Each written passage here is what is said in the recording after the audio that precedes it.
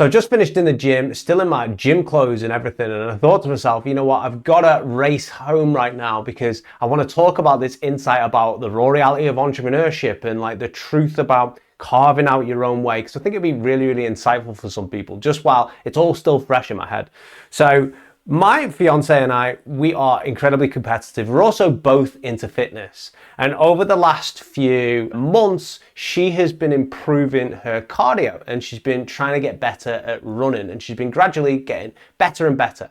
She ran 10K in 1 hour, 5 minutes. The other, a few weeks ago, she ran 10K in 1 hour, 1 minute the other week. And she turned to me and she was like, I really want to actually run 10K in just under an hour, 10 kilometers in just under an hour. She was like, I think that'd be a really good goal. And because I'm such an asshole and we're both really competitive, I was like, you know what? Next time I go to the gym, I'm gonna run 10K in the next gym session before you accomplish it. So I'm going to do that goal before you even accomplish it, just because we love a bit of banter in our relationship, right? And she was like, no way you could do that. We have all this banter and that. And because we're really competitive, I'm like, I've got to do it now. Now, here's a bit of context. I've been bulking over the last 6 or so months to try and put on muscle. So I'm heavier than I have been in ages. She's not great for running. Also as well, I haven't really ran, to be honest with you, in the last 8 months because I have been focusing on just getting the calories in and things like this. And also as well, my genetics, if you look at my genetics, I'm not really a person that runs. I'm a power person. I'm not really a stamina and endurance person. Anyway, so as I am about to get on the treadmill, I'm thinking to myself, this probably isn't a great idea and I don't know if I can do this. I'm going to give it my best shot anyway though. So I get on the treadmill and I start running, and 1 kilometer passes and I'm okay. I'm doing okay. 2 kilometers pass and I think to myself, I'm actually kind of tired right now. I'm not going to say anything, but like it's getting a little bit uncomfortable. Like I've lost my focus a little bit. Anyway, fast forward to 4 kilometers passing. Remember, I'm trying to do it under an hour here. 4 kilometers have passed. I've ran now. And like, I am frigging dying, right? I am thinking to myself, why am I doing this? Like, where you are really trying to push yourself on something, particularly like in fitness, and the voice starts in your head and the voice is telling you like, why don't you just take it easy, man? Why don't you just calm down? Why don't you just not do this today? It's okay to just quit. That voice has already started at like 3 kilometers, but it's loud now at 4 kilometers. I've also got one of these heart rate measures on, and I can see my heart rate by the time I get to 5 kilometers, and my heart rate is like 180 beats per minute, which is zone 5 in fitness, which means that it is not good, pushing myself too hard. And so I keep running, and like my brain is screaming at 8 kilometers, and all I can think about is giving up. And I'm having to keep this pace up because I want to do it under an hour. So I eventually, long story short, get to 8.9 kilometers, and I just cannot push myself anymore. I see my girlfriend text me on my phone, my fiance. She texts me, oh, good luck, keep going, you're doing really well. And when I saw that, it was 8.9 kilometers. My heart feels like it's about to explode, and I quit. I just pressed stop on the treadmill. 8.9 kilometers in 53 minutes, 45 seconds. And I think to myself, oh my God, and I want to die. I'm like, that was a really bad idea. I'm just not fit enough to do that. And I'm beating myself up about it. And she's like, considering you haven't ran for ages, she was like, that's really good. But anyway, I'm still beating myself up about this whole thing. I'm thinking to myself, oh, you failed your goal, stupid. Why'd you do this? I'm competitive. That's just how my brain works. The point of this message is I was trying to do 10 kilometers in under an hour. Now, if I'd have just extended or forgot about the time a little bit and went a little bit slower and thought, you know what, I'm happy with an hour and 5 minutes, which is still pretty damn close to my goal, I would have done it. I would have went a little bit slower. I probably wouldn't have been anywhere near as tired, and I would have actually done the goal. But the problem is I was desperate to do it under an hour, so I didn't hit my goal at all. There's win and there's lose. And if you look at the situation, I lost because I didn't hit it at all, when I could have just taken it a little bit easier. But realistically, my foundation of my fitness was not at that level yet. I was trying to do something which was out of my experience. Now, why am I telling you this? because there's parallels in business. When I first started in entrepreneurship, I was dead set on being very serious about it. I actually hired an accountability coach to help me with the daily actions. And this was my accountability coach here. His name was Craig Kennedy. And basically he would just check in with me each day to see if I'm doing my daily action list, my tiny consistent actions, which would help me hit my goals in entrepreneurship. And we messaged for some time here. We're just talking back and forth, and he was constantly keeping me accountable. He would ask me what my top priorities were for today. He would remind me that all progress takes place out of comfort zones and things like this. And he would just push me. Now, that accountability coaching worked really, really well. And the reason why it worked really well is because I was taking small, consistent actions each day, which were allowing me to slowly chip away at Everest. So I thought to myself after a period of time, I was like, you know what? I actually don't think I need this accountability coach anymore. I think I'm good enough to, I've got the habits in place now, I've got the discipline in place now, and I just don't think that it's worth it anymore, right? So what did I do? I dropped the accountability coaching. And I thought to myself, you know what? I can go even harder than what I've currently been going at the moment. I'm going to push it. I'm going to really, really push it over the next few months and see where I get to. And I was already pretty much pushing it. I was working a 9-to-5 job, right? And as you know, a 9-to-5 job is never a 9-to-5 job. You've got to commute, you've got to get ready for work and everything. As a consequence, I also wanted to keep on top of my fitness level as well and, to build muscle and everything. So because I wanted to dedicate the evening time to business related stuff, I ended up getting up in the morning at 5 o'clock in the morning, every single morning to go to the gym. And so I'd go to the gym at 5 in the morning, I'd come home, I'd get ready, I'd go to work until 5, half 5, I'd come through the door at 6 at night, and then, make dinner and everything like that, and for me to eat. And then I'd spend some time with my fiance, and then I'd work. And my goals are getting more and more aggressive, and I was getting more and more impatient as well, because I was like, I've got to do this. I was adding my daily outreach on. I was like, how can I just reach more people? I need to just message more people. I need to just produce loads of content. I need to just be in touch with this person and network with this person and go to this event, blah, blah, blah, blah, blah. And because I assumed previously in the past, when I used to manage bars, I used to work 60, 70, 80-hour weeks, some weeks, I assumed that I've got that work ethic, I can totally do it, and I could totally do it, but I couldn't do that for an extended period of time. And when I was 28 years old, I'd spent 5 months going super hard like this, not taking a day off, still getting up at 5 a.m., still going to bed at 11:30 at night, giving myself hardly any time for recovery. What happened was I started to, what I thought at the time was, get problems with my heart. And I started to wake up in the middle of the night and I was gasping for breath. And my heart was going all funny. I can't describe it to you. It was very, very scary. It felt like it was missing beats. It felt like it was like bubbling in my chest. It was a horrible sensation, and like the whole world would zoom out, and it kept happening. So the little sleep I was getting, I was waking up in the middle of it. Like something was going wrong, like an adrenaline rush. I ended up going to the hospital, and they hooked me up to all these machines. I had to wear this machine for like 24 hours so they could detect any changes in my heart. And they did detect something. They detected my heart was actually perfectly fine, but every single night my heart would peak and spike while I was sleeping to like 140 beats per minute. So that is, you're running quite hard or doing some sort of exercise, but it was happening to me while I was asleep. What was it? It was panic attacks. For you guys who've never had panic attacks before, I'd never had them up until that point. It was an awful experience. Very, very scary. It's very, very hard to think logically in that situation. The world zooms out. You get ultra aware of your own mortality, and you think genuinely that you are going to die and you're having some sort of heart attack. It's a very scary place to be. But the reason why that happened was because basically the wheels had fell off. I'd driven the car too fast. The wheels had fell off. So what I had to do, because the seesaw was like this, I had to then take my foot completely off the accelerator. I had to relax. I had to put periods of relaxation into my day. I needed to then work out that I needed to take days off and put all these crazy healthy habits in, and had to overdo it to bring myself back to baseline.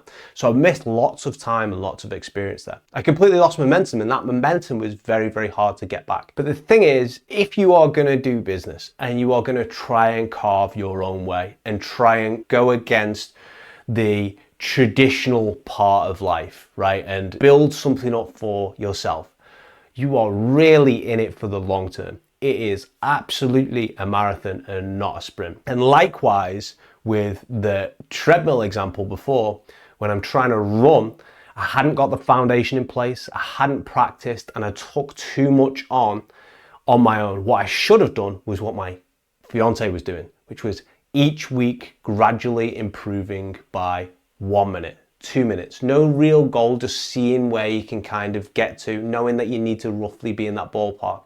And what's happening, she's very happy with her progress, but I was very sad with my progress because I tried to do something completely unrealistic and it ended up hurting me and the wheels fell off. And when I was in entrepreneurship, rather than sticking to consistent schedule of doing things consistently on a day-to-day basis and chipping away, Mount Everest, what I did was drop the accountability coach and actually started diving in super deep and driving myself, taking tons and tons of action. I wasn't at that experience level to handle all that.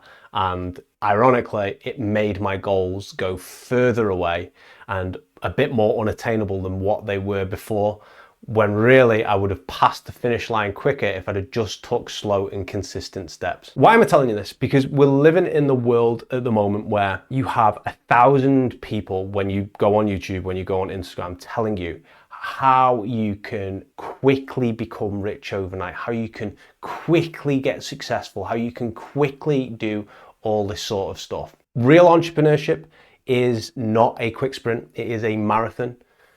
Quick wins, those who are selling quick wins are misleading you. And real mastery means that you are embracing consistent actions over time at a slower pace, in my opinion. You can't go hard for long periods of time. And not only are those who are selling you quick wins and to do things quickly and build up real quick success misleading you as well, there's also a core part of something which they're missing out. And skills that you acquire, you should be acquiring skills if you're in entrepreneurship. There's a lot of different skills.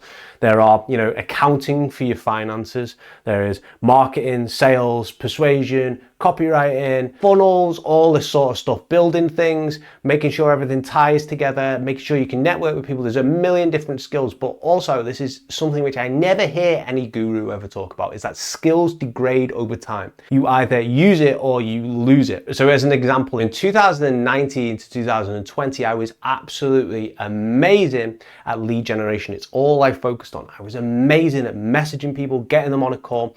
And I knew my industry rates for how many messages you would send out to actually book a call. And I was way higher than that. And I was good at it because I was becoming a master of my craft there. Now, that built up very, very slowly over time, and I got better at it. I also have a deep understanding of psychology. I also can understand persuasion as well. But that is a very specific skill set that I developed there. 2025 me, if you were to throw me back in, because I don't do that stuff anymore, I just let people who I work with talk to each other and build a network with each other, and then they often just invite me to come and work with them.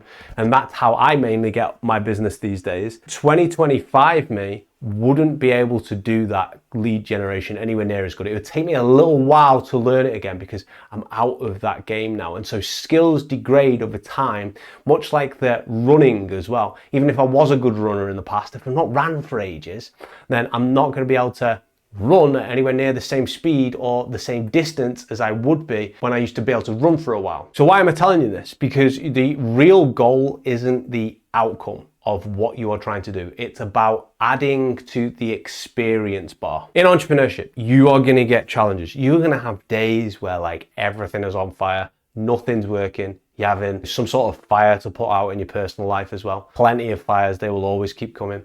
You're also going to have lots and lots of fires which are happening in your business, things which you don't understand. You're going to be comparing yourself to other people. It's called social comparison bias. Compare yourself to other people constantly.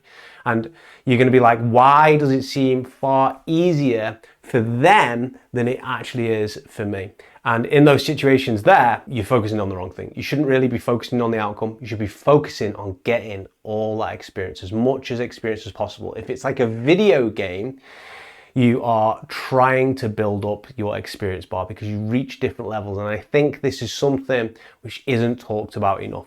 So every challenge that you come across, it adds to your experience bar, it adds to your challenge bar. And what happens is you level up. And after a while, it's like a video game. You can go back to level 1 and you can go to different areas suddenly because you have leveled up a little bit and you now have more options. You can now defeat the bad guy who you were stuck on when you were just a newbie. But a person who's desperately trying to rush and is just so outcome focused and desperately trying to force everything, they'll often miss the goal, they'll often become demotivated, and they'll often be further behind than the person who just does slow, consistent things and views it like a video game where you're just focusing on getting that experience for yourself. Because they will try and take on the big boss in level 1 and repeatedly try and do it and try and force it, rather than just taking more of a strategical approach. And when they try and force it, they lose a bunch of times, and guess what?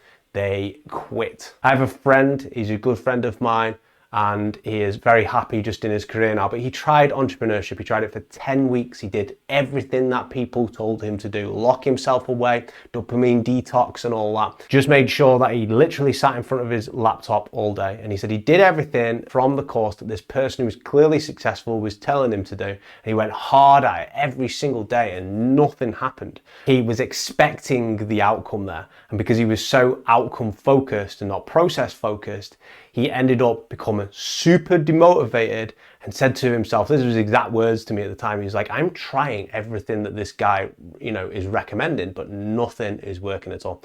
And what happened? He gave up on his dream of entrepreneurship and he never went back to it. He's happy in his career now, but like we all know that he had basically the entrepreneurship spirit and it died out. And it died out because he went too hard. He didn't look at it like it was a long game. He didn't look at it like this is just getting me experience regardless. It doesn't matter where I am right now. It matters where I'm going to be if I just keep going at a consistent rate over time. He was expecting an outcome which never happened in that time period. So what should you do about all this? Well, in my opinion, I think you should set smaller daily, weekly things which you can accomplish, and you keep up the momentum of small things, even if it's just literally one thing or half a thing a day, right?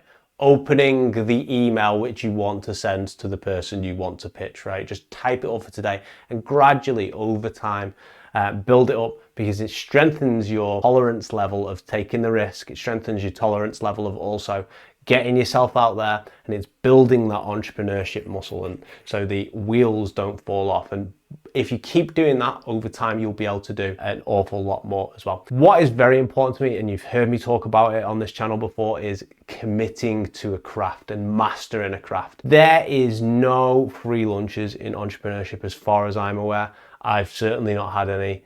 I don't know many other people that have had any. And basically, if you can just find something that fascinates you, commit to a craft. For instance, like I love psychology. It's underlined everything I have done so far. This is why I've ended up in behavioral science. This is why I've ended up in persuasion. And because I am very passionate about it, because now I, have a focus on gaining as much experience in that area as possible, such as mastering my craft. And I learned from world-leading experts in that area, and I don't know how long now, it's a long time. Because I have done that there, I've ended up as like a byproduct of that, been able to get really good results for people. And then the business has naturally come in. Do you see how that works? Because what I focused on isn't like, I want to make this amount of money. It is, you know what, I want to be really good at this. I'm very passionate about it.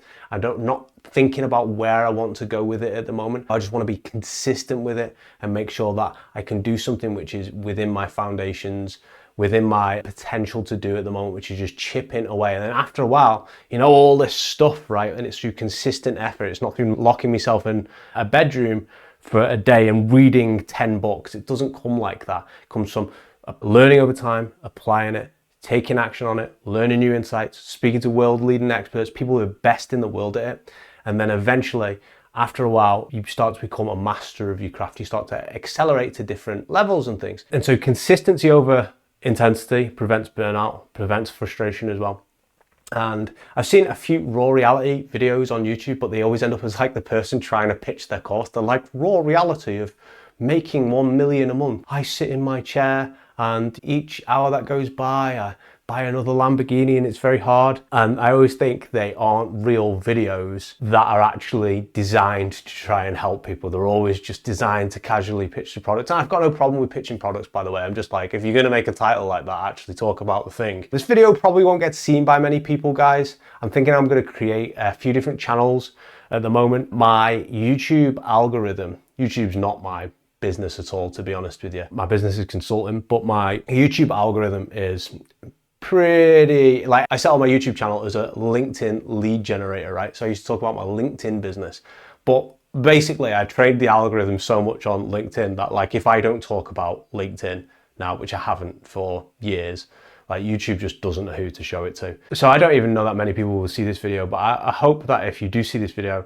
you find it helpful. And I think I'm going to set up more targeted channels. Probably just keep this one as more long form talks. Have another one as like actual insights from persuasion and behavioral science. Another one more breaking down the influence and persuasion of public figures and things like that. And have a few different ones just so I've got a few different outlets. And I think I could provide more value and get more people to see it that way as well. And we've got a bunch of whole different fresh clean slates as well. I hope it teaches that you should really embrace the long game.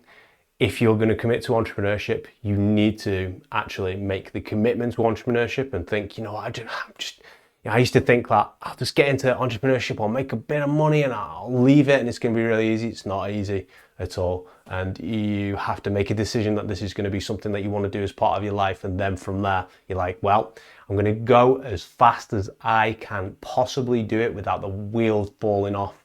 And the wheels fall off quite easily at the start. Okay. If you've experienced similar things to this, or you have your own story, I'm always reading the comments. Good or bad, leave your insights below. Leave your advice for other people below as well. I love reading things like that. I think we've got a good community actually on this channel from the few people that YouTube does show it to. You guys send me really nice messages.